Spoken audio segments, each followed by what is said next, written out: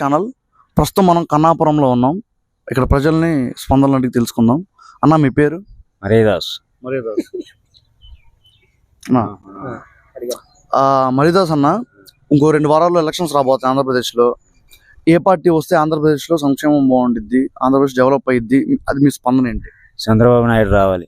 ఎందుకని అంటారు? ఎందుకనంటే ఈ చేసే పనులు మందుకి రేటు ఎక్కువ పెంచిండు. మాకు కూలి పని చేసుకునే వాళ్ళమే 500 రూపాయలు పనికి వెళితే వాటర్ వచ్చేసి 200 రూపాయలు ఉంది.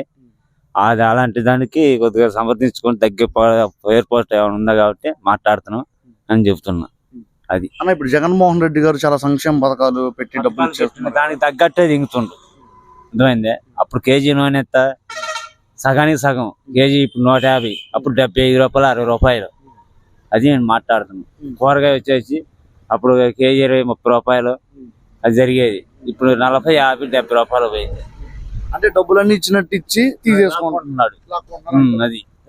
అది ఇప్పుడు అదివరకు ఛార్జీ ఎంత? ఛార్జీ 150 రూపాయలు విజయవాడకి నుంచి, జంగారెడ్డిగూడ నుంచి. ఇప్పుడు అంతా 300.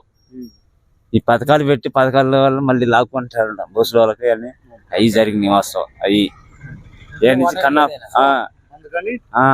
చంద్రబాబు నాయుడు రావాలి, అందుబాటులో ఉండాలి. అది జరిగే వ్యవహారం. అన్న మీ పేరు? నా పేరు నవీన్. ఓకే అన్న, ఏం లేదు, ఇంకో 2 వారాల్లో ఆంధ్రప్రదేశ్ ఎన్నికలు రాబోతున్నాయి. ఎవరు వస్తే ఆంధ్రప్రదేశ్ బాగుండిద్ది, ఆంధ్రప్రదేశ్ భవిష్యత్తు బాగుండిద్ది అని మీ ఆలోచన?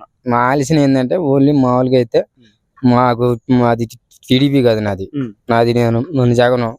ఈసారి వస్తారనుకుంటున్నారు అందరూ అనుకుంటున్నారులే. మరి దాని గురించి మనం పూర్తిగా పెద్దగా అనుకోవట్లా. మేము ఎట్లా అనుకొస్తాం. రేట్లు చూడటానికి అయితే ఉండే బాగానే ఉన్నాయి. ఆ రేట్లే ఇప్పుడు ఈసారి వస్తే చంద్రబాబు అంటున్నారు, వస్తేనే ఇటు జగన్ అంటున్నారు.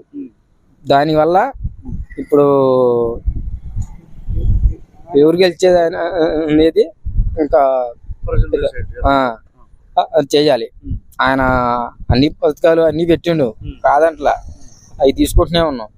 మళ్ళీ ఎట్ట అవుతున్నాయి కదా. అది